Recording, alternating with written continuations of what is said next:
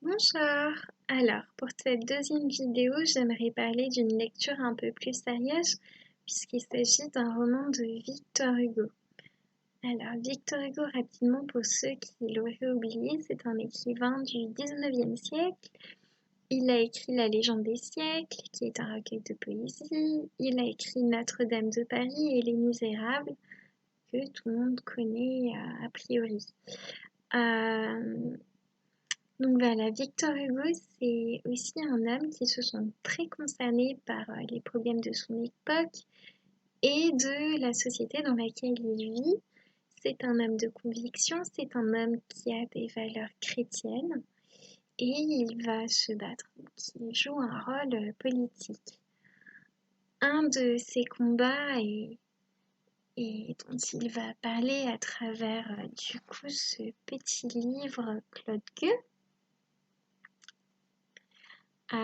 c'est la peine de mort. Parce qu'à l'époque de Victor Hugo, elle est toujours acceptée.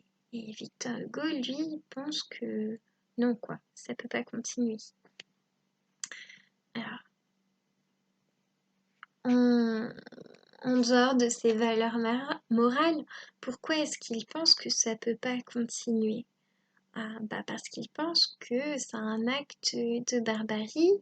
Avant lui, il y a eu le XVIIIe siècle et la Révolution française, dans ce cas, qui se voulait un mouvement vers l'avant, un mouvement vers le progrès, un mouvement vers la civilisation, et que en continuant à autoriser la décapitation et la peine de mort, et ben c'est un pas en arrière, c'est une régression, c'est un acte de barbarie, c'est un acte de trop cruel.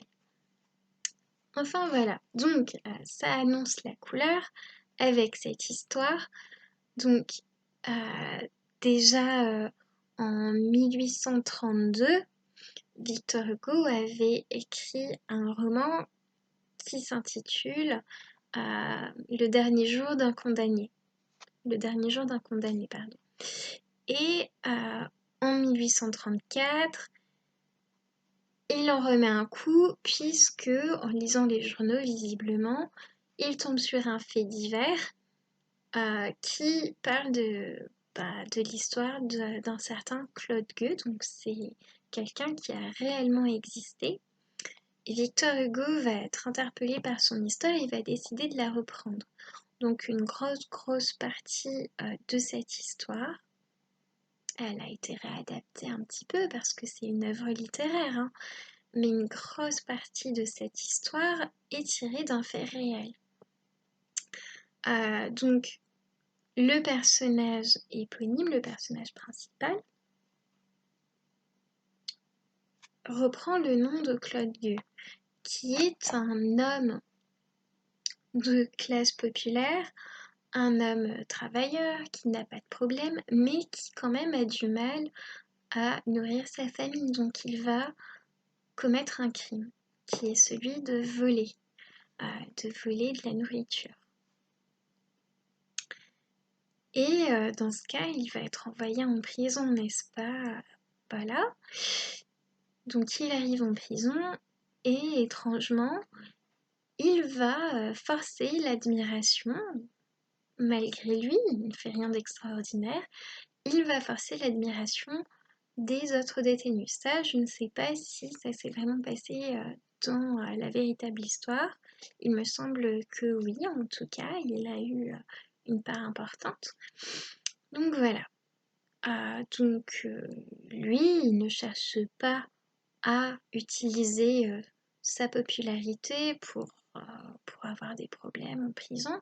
Au contraire, il va chercher à faire en sorte que ça se passe bien. Mais malgré le fait que voilà, il soit tranquille, qu'il soit travailleur, c'est un homme qui a besoin de manger plus que les autres hommes. Et sa ration ne lui suffit pas. Heureusement pour lui, il y a un jeune homme voilà, qui se propose de partager la moitié de sa ration, donc ça le soulage, jusqu'au jour où, je ne dirais pas la raison ni par qui, mais une personne décide de séparer ces deux hommes. Claude Gueux réclame, demande, explique qu'il a besoin de son ami parce que c'est son ami, mais aussi que sans partager la ration de cette personne, il ne survivra pas.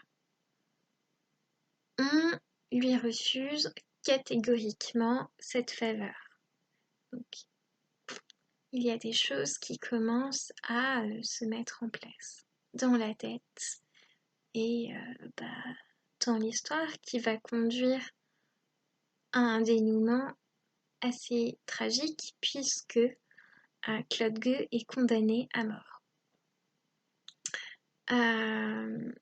Alors, Victor Hugo, il utilise cette figure pour dénoncer la peine de mort et il fait un plaidoyer pour l'abolition de la peine de mort. Un plaidoyer, c'est un discours en faveur du coup de l'abolition de la peine de mort. Il reprend d'ailleurs des arguments des arguments que l'on entend parfois aujourd'hui en France, lorsque on dit oui, les criminels récidivistes, tels que les tueurs récidivistes ou les violeurs récidivistes, on devrait les éliminer de la surface de la Terre et rétablir la peine de mort. Eh bien, cet argument-là, Victor Hugo s'y est déjà confronté à cette époque-là, au XIXe siècle, puisqu'il dit moi je suis contre la peine de mort, pourquoi pas la prison à perpétuité. Mais il anticipe en disant oui, je sais très bien qu'on va me dire qu'il y a des risques d'évasion, etc. Mais dans ce cas-là, les gardiens n'ont qu'à mieux faire leur boulot et multiplier les tours de garde pour s'assurer que voilà, il n'y ait pas de déserteurs. Le deuxième argument que Victor Hugo met sur la table, c'est le fait que certaines personnes aient besoin de se faire justice. Il dit que la seule personne qui puisse punir et rendre justice, c'est Dieu. Encore une fois, voilà, Victor Hugo est très chrétien. Et que, en plus de ça, il trouve que se faire justice, c'est pas digne de l'être humain. C'est, voilà, donner la mort à quelqu'un d'autre, quelle qu'en soit la raison, c'est un acte barbare, c'est un manque de civilisation. Voilà, c'est quelque chose qui est en dessous de la valeur de l'homme. Et troisième argument de Victor Hugo, qu'il reprend, c'est soi-disant on doit faire des modèles des criminels pour dissuader d'autres personnes de commettre les mêmes atrocités. Victor Hugo, lui, il dit mais Coco, s'il y a une personne qui a décidé de faire du mal, vous inquiétez pas qu'elle trouvera les moyens. Et il prend l'exemple du carnaval où des personnes s'étaient déguisées, masquées, etc. et qu'ils avaient foutu le feu. Donc moi, pourquoi est-ce que Victor Hugo, ça me touche autant? Parce que cette question de la peine de mort, elle est réglée en tout cas en France, elle existe dans d'autres pays, mais nous, c'est un combat qui a déjà été mené. Ça a quand même pris au moins 3 ans à Victor Hugo pour voir les fruits de son engagement récompensé. Pourquoi est-ce que ça me parle autant? Pourquoi est-ce que Victor Hugo, il était clairvoyant et que je trouve que cette œuvre, elle résonne avec notre société? C'est qu'il y a toujours des injustices qui sont commises, il y a toujours des gens pointés du doigt et condamnés. Par exemple, je pense aux minorités en France, je pense aux jeunes des banlieues, on les pointe du doigt parce que oui, ils font des choses qui sont pas correctes, ils foutent le feu, ils caillassent, ils font plein de mauvaises choses. Mais moi, je m'interroge sur les motivations et sur les causes. Pourquoi est-ce que les jeunes des banlieues en France, par exemple, c'est seulement un exemple, pourquoi est-ce qu'ils font ça et qu'est-ce qui les motive? Et en fait, c'est ça l'œuvre de Victor Hugo, c'est de voir où est la véritable justice. On a un fonctionnement en France, que ce soit au XIXe siècle ou au XXe siècle, mais est-ce qu'il était juste? Et en fait, j'ai juste envie de terminer en citant des, des choses que j'ai tirées de son livre. Il dit: le peuple a faim, le peuple a froid. La misère le pousse au crime ou au vice. Donc ici, il dit bien que c'est dans la souffrance en fait que les gens sont poussés au crime et au vice. Il prend l'exemple de Claude Gueux et il dit: voyez Claude Gueux, mais le sort le met dans une société si mal faite qu'il finit par voler. La société le met dans une prison si mal faite qu'il finit par, et je conserverai le suspense, n'est-ce pas?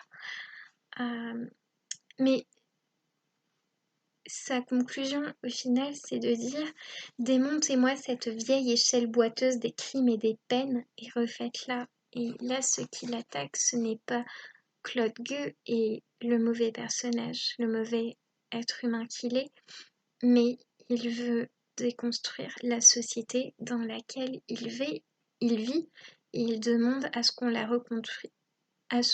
reconstruise partout pour en faire quelque chose de plus juste, de plus équitable. Et donc voilà, je pense que c'est important, nous, peut-être dans notre quotidien, de ne jamais juger trop promptement, mais de considérer les choses sous différents angles et de se poser la question qui est véritablement coupable, de se poser des questions sur les apparences. Voilà, merci beaucoup, bonne soirée et peut-être à bientôt.